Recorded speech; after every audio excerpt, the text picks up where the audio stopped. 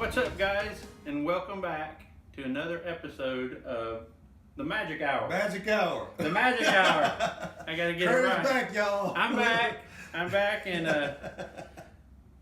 I miss doing it, man. It's been a while. I have too. But we're coming back today because we went and watched Jordan Peele's Us.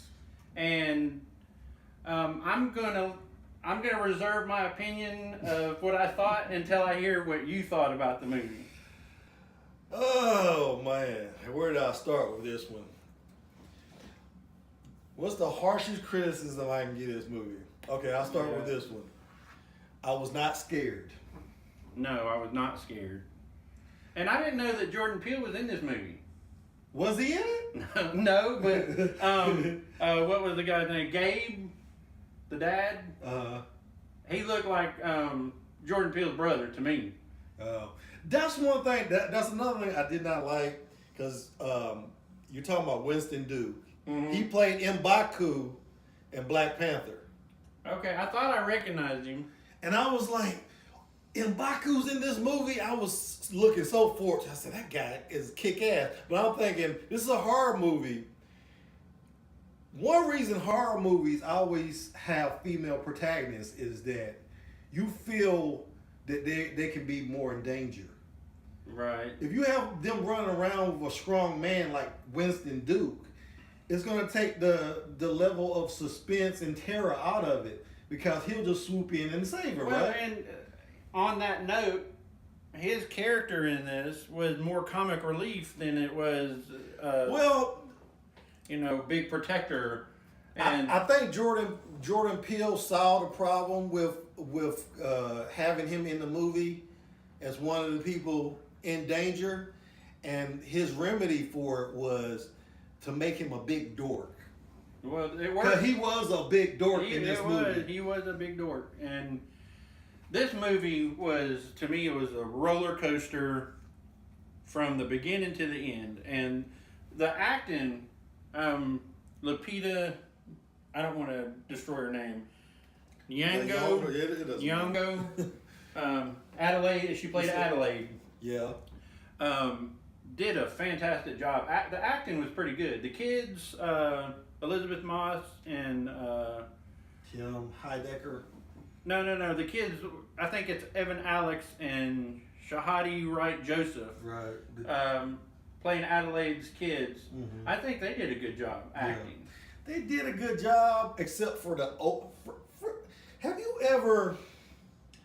This is my problem with old movies sometimes. I'll watch an old movie and they'll have black characters in the movie and you can tell that a white guy wrote the lines because it just doesn't sound natural.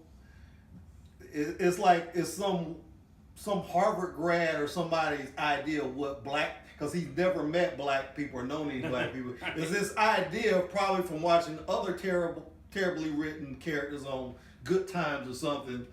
And it's this idea of what black people might sound like, but he doesn't actually know. This movie had the reverse problem. I felt like the characters sounded like something a black guy might think white people talk like. Yeah. Because it was I thought the dialogue when they're going on the road trip and everything. I thought the dialogue in the car was horrendous. It was. I was like, yeah, who wrote? Because they were playing the Wilsons, and they were playing a family who was upper middle class, mm-hmm. right on the cusp of being wealthy. I think Right. And this was part of the mental struggle that Gabe Wilson, Winston Duke's character, he was struggling with the fact that he had that. You've got things in life, you've achieved some success, but you always want more. Right. So he was kind of jealous of his friends that they were. Yeah, he's competing with this white family that they're meeting at the beach. Right. Santa Cruz Beach, which I've been to, by the way. Oh, really? And I can't even remember. I know I went on the boardwalk once, but I didn't go to the beach. I don't think people in Northern California go to the beach that much because it's cold up there. And isn't that the same? No, the movie Big took place in like Jersey Shore, right? And that carnival park and where the wizard was and all that. Mm-hmm. Okay, but it seems like those things are repeated all over the country. Those carnival type beach locations. Yeah. And there's always something bad going on at them. It makes you not want to go and check them out. Right. But yeah, I saw that beach and I was like, why did he choose this particular location? And I still don't understand. He's so insightful as far as when he's writing something, he has a reason for everything that happens in his movies. Like I saw an interview with Jordan Peele on Get Out, and he was talking about all the things that people had questions about in Get Out. He had an answer for every single thing that happened in that movie and why he chose to do it. So I'll be really interested to see, because of the roller coaster this story was on. We're going to have to go ahead and throw the spoiler alert up soon. Because spoiler alert going up right now. And the reason for that is because to really talk about this movie, you're going to have to spoil it pretty quick. Mm-hmm. Because the story of this movie, you want me to go ahead and get into this now? Yeah, go ahead. Is you have this family, they go to the beach. The movie opens up to Adelaide as a young girl. And she's probably, 8, 10 years old? Mm-hmm. And she goes to this carnival that's at the beach in San Diego. And not San Diego, Santa Cruz. Santa Cruz. And she wanders off from her parents and ends up in this house of mirrors. Mm-hmm. And the power goes off, and she's trying to find her way out, and she walks up to what she thinks is her reflection, except as she walked up to it, it was facing backwards. Yeah. And so then as she gets right up on it, the reflection turns around, and then it cuts to present day them driving. And you're like, what the crap? But it was interesting at this point. And then the movie progresses. You had mentioned the ride in, and you're like, okay. I don't know any black people that talk like that, but okay. But then they get to the house, the cabin, and the friends that are next door have the same thing except the next level up. Nicer cars, nicer cabin, nicer boat. And you see that whole dynamic where Gabe is a little jealous of that dude. That family was so unlikable, though. Oh, I'm like, why are they friends with this family? I didn't get that. I think it was more of wanted what they had. It's like the paradigm of you don't like them, you want to be them. Man, I was like this. I read a critic's review, and he mentioned something about he felt that was kind of the dynamic there. Well, how did he know that guy? Is it some guy he worked with? Did they ever explain that? I didn't really pick that up, but I believe that was it. That they either went to college together or they worked together. Yeah. So I don't really know the dynamic of that. I think he was setting that up to because the movie was called Us, and the Us is, as this movie progresses, you find out that there's this family that shows up outside of their cabin. Right. And Gabe tries to go and run to scare him off. It's dark outside. The power going off happens quite a few times in this movie as a jump scare type thing. And Gabe goes outside and tries to act all big and bad and run him off, and it doesn't work. They come into the house, and they're their doppelgangers. They're this family's doppelgangers. Okay, let me stop you there now. Okay. This is where my little logic antenna started going off at this point. If you saw your family out in the driveway, just a little bit dark, but if I saw myself, my wife, my daughter, both daughters out there, I would immediately know that, hey, that's that's us. Well, I would assume my wife is out in the drive. I was like, what do you do? But he goes out there and doesn't recognize that he's looking at his family. I mean, it was dark outside, but it wasn't that dark. Well, I mean, this begins the merry-go-round of questions and concerns with the story. I mean, they showed this in the trailer, so it's not like it surprised me or anything. Because I was thinking the same thing in the trailer. Like, how come he doesn't? It's clearly him and his family. So why is he like acting like he doesn't understand who these people are? Well, and then once they get into the house, and they're all the wearing, family just all stops fighting and they sit down on the couch. And then so she sees her double. Her double sits down and starts explaining stuff. Yeah. So in my head, I'm starting to saying, okay. So now, every time we need to understand something, her doppelganger is going to explain to us what's going on. So I start calling her exposition girl in my head. It's like, this is very, very bad writing. Voiceover. Yeah, if you're gonna kill them, just kill them. Because look, they escape from them because they're screwing around with the killing, and they of course the whole family escapes. They don't kill the father like I thought. I thought he was gonna die. I was like, the only way they can make this really intense is if the dad dies, because he's a buff. Even though he's a dork, he's a buff guy.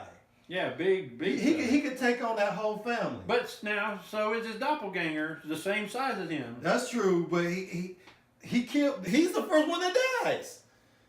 The doppelganger I'm talking about. Well, again, this begins the merry-go-round of questioning the storyline. But here's where I was leading.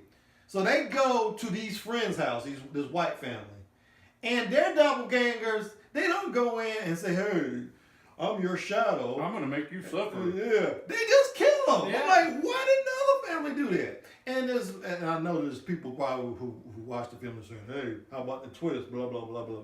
But the twist. We'll get to that. That don't clarify it either, but yeah, we'll get to that.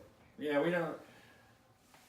Now, for those of y'all that haven't seen it, this family shows up and they're all in big red, like mechanics or prison jumpsuits. They look like prison jumpsuits. Okay, to me. But it's like button up the front, long sleeve, long arms, and they've all got these scissors, special scissors. Where I don't know what company they had that made all these scissors. As the story progresses, all of these people have these scissors, and they're super sharp. And it was supposed to be. I think it was supposed to be symbolic of that. You know the little commercials, the little girls watching it begin, Hands Across America? Yeah. I think because later she cuts the little ribbon of people. Right. I think it was supposed to be symbolic of that. Cutting your tether. The tethered. Okay, so just to go back a little bit. The woman, Lupita's doppelganger explains that they're shadows of them. And everything they do, they also do. But in this subterranean world that's a lot harsher. So while Lupita's up here in the real world eating filet mignon, they're down in underground eating raw rabbit. Rabbit meat. Bloody. So everything they're enjoying, they're doing the same thing, but worse.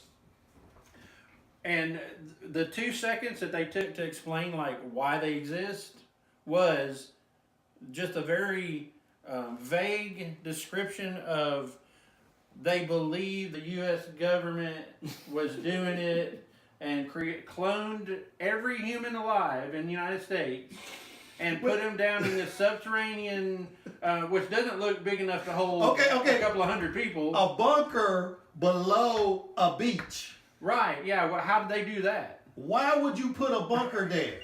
It had an escalator. Yeah, that only went down. Well, when did they put this escalator in? Well, when was the escalators invented? I don't know, but it's like the town probably existed when they put the bunker in. So how the hell do you put a bunker below a beach? Under a carnival. under the carnival. And See, nobody ever gets out but this one little girl. Well, everybody gets out. That's my whole problem. They all get out. So why couldn't they do that years past? Why did Because they were waiting for their god, Lupita, to lead them out. Why was she special? Did they explain that? Because see, this was what I thought. No, Okay. they didn't explain that. Let me explain how I thought the movie was going to go. I thought it was going to be like The Shining. In The Shining, the kid, what was his name? Harry, I think his name was Harry or something. Well, the kid in the movie has powers. And the reason the haunted hotel is becoming alive is that his powers are like activating the spirits in the hotel. Oh, okay. Yeah. So I thought it was going to be some kind of Shining situation where you're going to discover Lupita has these powers. I'll give you a better example. Have you ever seen Stranger Things? Oh, yeah. In Stranger Things, there's a shadow world that's just like ours. Yeah, another realm. It's called the Upside Down. 11 has these telekinetic powers, and she's so powerful she can open up a door to that other world. Right. So I thought he was going in that direction.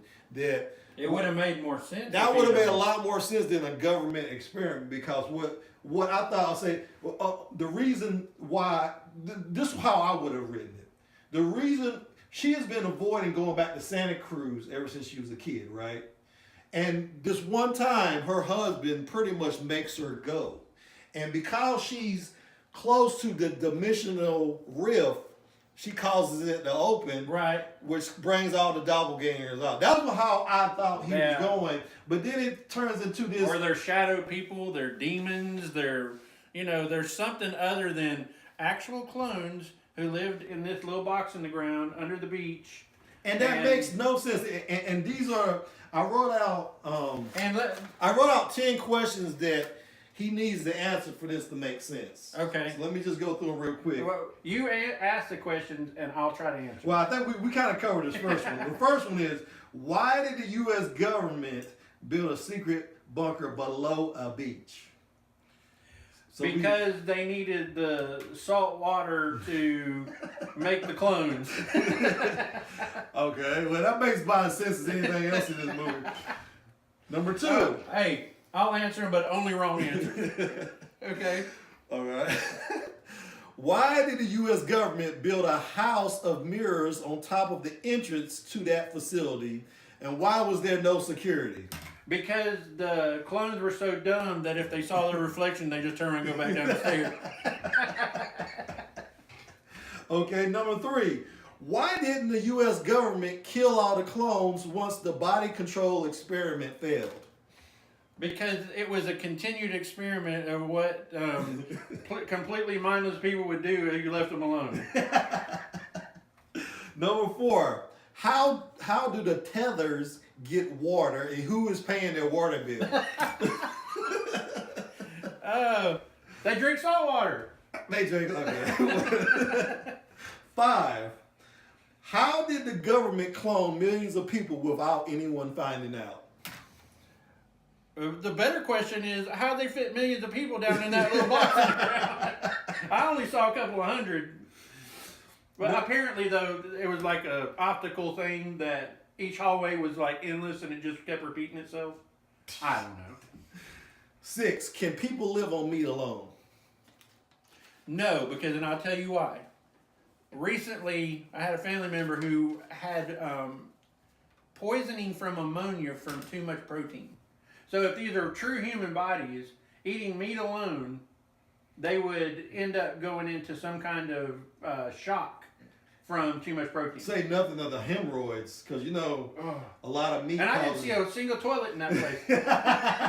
Who's paying these bills? Who's paying the electricity bill? I mean, what? 7.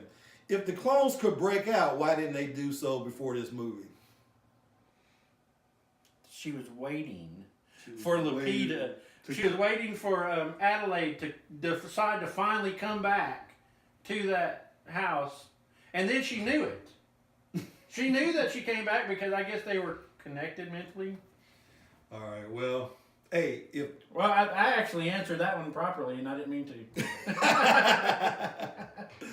if the Adelaide Tether is special, how is she special? Does she have special powers? We already covered that. Yeah, and how did, if she was just like all the other clones, how did the they referred to her as Red in one of the things I read, but they referred to her as Red because I guess she was wearing the red jumpsuit, and so that differentiates her from Adelaide. I didn't even know that. But so I'm going to refer to her as Red, the doppelganger. How did Red? First, how'd she make it up that down escalator? at 8 years old. But anyway. 9 is redundant. So this has more to do with the twist. Do you want to cover the twist now? Well, okay. Let's let them in on the little more of the story first. Okay. So you got them to the point where they're at the neighbor's house. The neighbor's doppelgangers come in and kill them real quick, like. Yeah. And then they go over there to try to get help. And then the neighbor's doppelgangers try to kill them. But here's another question: is when they pulled Adelaide into the house, and then the dad went after the dad doppelganger went after the Wade, or what was his name again? Gabe. Sorry. Mm-hmm. Yeah. Why didn't they just kill him? If they just killed, they just killed people like they were shown on TV, then they would just kill anybody they came into contact with. Why did why did that doppelganger handcuff her to the bed and keep her alive so that the kids could come in and clean house? And anyway, that was another thing that didn't make sense. But so they find out that this is happening across the country, and that these tethers is what they call them, are coming up out of the sewers. They've watched the news. And that the military has not been called. A single cop has not shown up the entire time. It was 14 minutes away when they were on the phone initially. The cops never show up. The military's never called. And, this is just more and more stuff being stacked on top of... I stopped trying to make sense of it about... When around the point where they say, "Oh, this is a government experiment gone wrong," where they were trying to control people by cloning. You controlling people by cloning them. Yeah, and it worked the opposite way. They, according to what they said, the government wanted to make these clones and then be able to control the real people with the clones. But what ended up happening is it blew up in their face, and the clones were being controlled by the real people. So everything, like, say I'm sitting here drinking coffee, there's a guy down in that bunker that looks just like me, sitting here doing this as I'm drinking coffee. Why would you clone? Okay, you're doing this experiment. Why do you need millions of people to do the experiment? Just clone the president. Clone like 20 top level guys in the government. Hey Jordan, next time you're writing a script, you need to call us. Let us come sit in with you guys so we can. Hey, just give us your check next time. We'll give us half of your check, and we'll. Yeah, give us half your budget, and we'll make a movie ourselves. But anyway, so the twist. But what's the point? Why does the experiment have to have millions of people to when you do any kind of experiment? No experiment requires millions of people. Why would you need millions of people? I don't understand. You would have maybe 20 test subjects.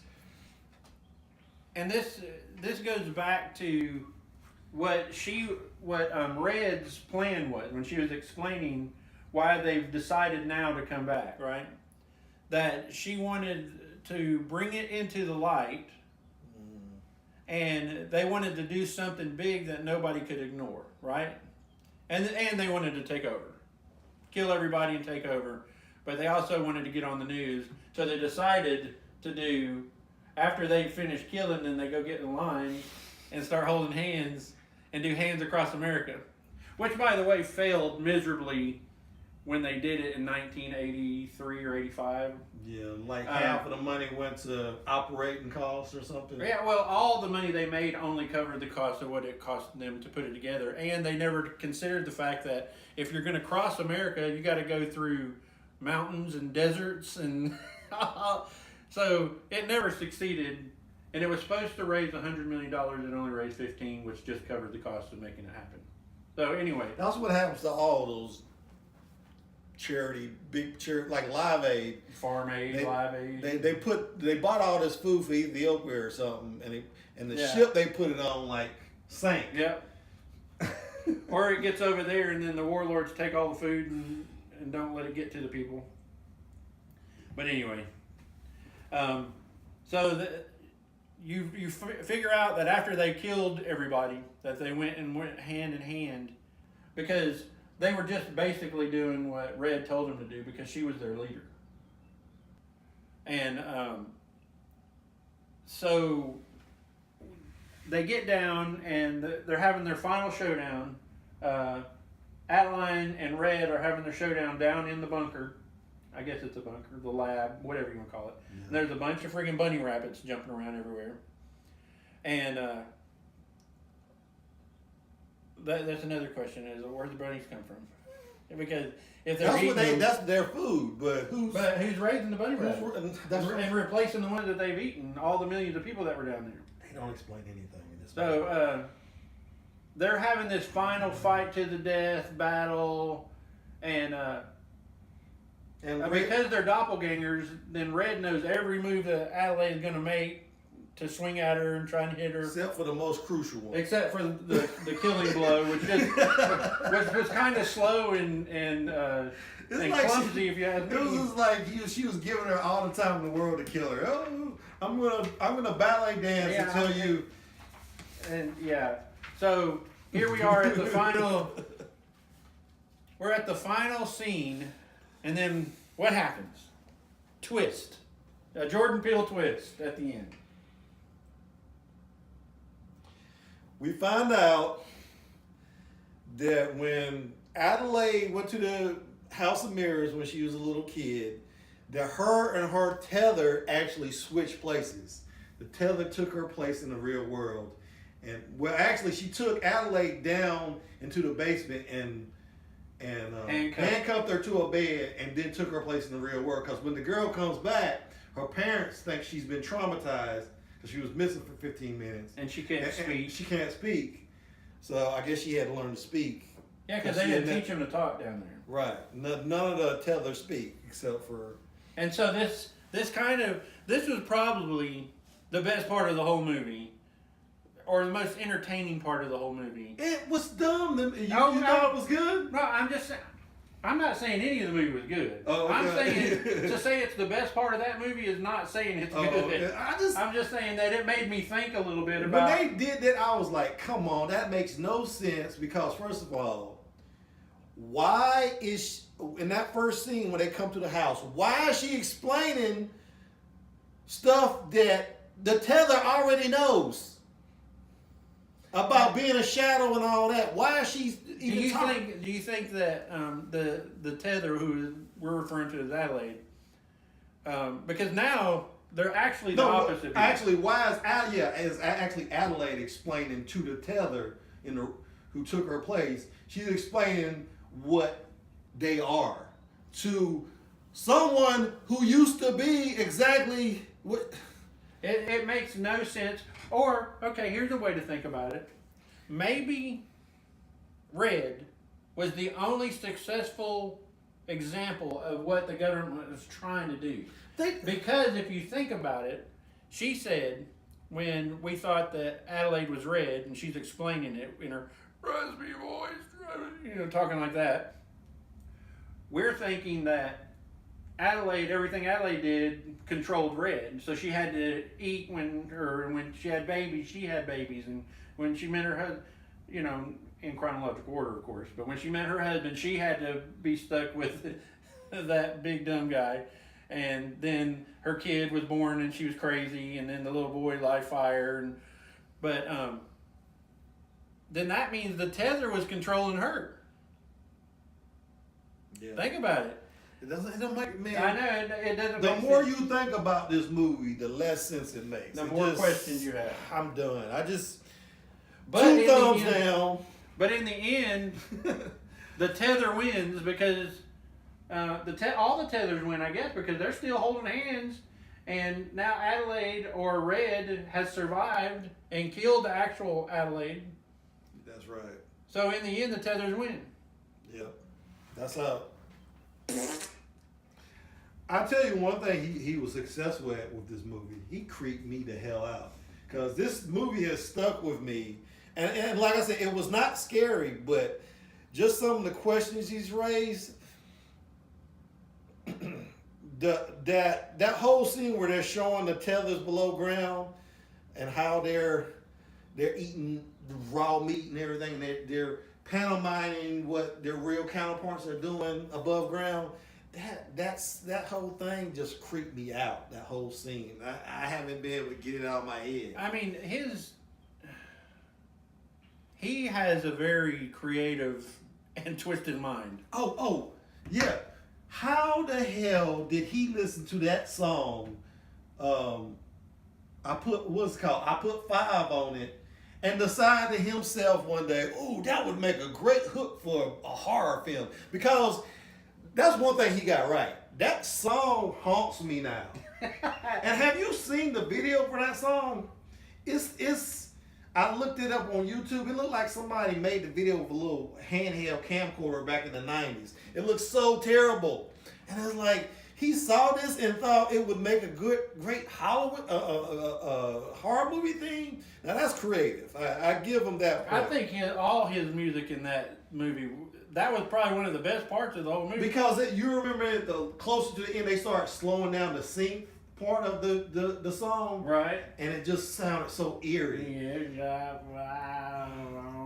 Yeah, and they started doing that, and I was just like, "Oh, that's creepy." The movie is totally creepy. How about when they're in the Tyler's house, and Kitty Tyler tells Alexa, or whatever they were naming it. They couldn't use Alexa, I guess they didn't get permission. But oh yeah, they had one of those, and she's like, "Call the police," and it's like, playing F the police. Now that was a good joke. This movie, for all its faults, it did have some good jokes. There were some parts where that were very funny. But there was times that it was funny that it didn't fit. Like again, going back to Gabe sitting there with his busted leg making jokes when his family's about, as far as he knew at that point, they were all about to get slaughtered. Yeah. So the comic relief, I don't really know where he was going there comically. Well, I know that comedian. He's a comedian at And heart. he's going to have that stuff in the movie. He did it. In Get Out, his formula in Get Out was spot dead on. It was perfect. He made a great movie, and I think that he was trying to make another Get Out, and it didn't go as well. He didn't have enough time. A lot of times what happens with these people who find success like that, he was already successful, but he was mega successful with Get Out. Hollywood started throwing money at him. And the problem with that is you want to get something right away before your fame fades momentum, out. your momentum. You got to keep that momentum going. And I don't think he had enough time to work on the screenplay. It just wasn't enough. He didn't leave it in the oven long enough. Because, like, if he had gone the way I don't described, think he finished writing the recipe completely. Right. If he had done what I maybe it would have been a little bit cliche what I was talking about with the upside down, the shadow dimension, but it would have made more sense. It would have, and unfortunately, I mean, our opinion is our opinion. It's our opinion. But I have found that our opinion tends to lean towards the majority of viewers on most of the stuff that you and I have reviewed together. Yeah. So go watch it yourself, I don't know if I would suggest you go and spend the money at the theater, other than the music and the cinematography is good, and the acting's pretty good. Lupita Nyong'o, she is a really good actress, and I've seen her in other stuff. I can't remember what it was, but she was in Black Panther too. Oh, was she in Black Panther too? I think I've seen her in other more indie stuff, and she's a good actress. I don't really know what her filmography is, but I'd like to see her in something else that had a little better story and a little more meat on its bone, because she's a good actress. And that kid Evan Alex, I mean, you got to consider not just the acting that they do as the Wilsons, but the acting they do as the Tethers. And him running around on all fours and doing all that stuff. Yeah, that was creepy. If that was him, because it's hard to tell, they might have had another actor playing him because they had all that burn makeup on him. Yeah, well, he had a mask on half of the time. Yeah. But make up your own mind. Don't take our word for it. No, that's what we're here for. Don't see this. Okay, never mind. Don't see this. Just wait for it. Wait for it. How many stars? I give on the grand scale. 2. I give it 2. I'll give it.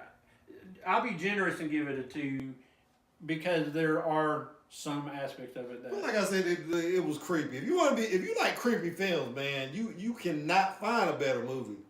This movie will creep you. And there's probably going to be some people out there that tell us we're crazy and they loved it. But, yeah, well, there's always those people. Yeah, there's also people that you don't have to like it, like our review, but I'm just saying, there's plot holes I can drive a truck through. So we are going to be reviewing Game of Thrones when it comes out. Yep. So I hope you guys come back and check that out, because I'm excited. And this is the last season. So if you're a Game of Thrones fan, we're going to try and do them as close to the airing of the episode, aren't we? Yeah. So if you want a synopsis on each episode of Game of Thrones, then you need to come back and check it out. And I guess that's all we got for today. I want to thank my subscribers. Y'all guys are making me look good. And if you haven't subscribed, go ahead and subscribe. And thanks for watching. And we will see you when we see you. Bye, guys.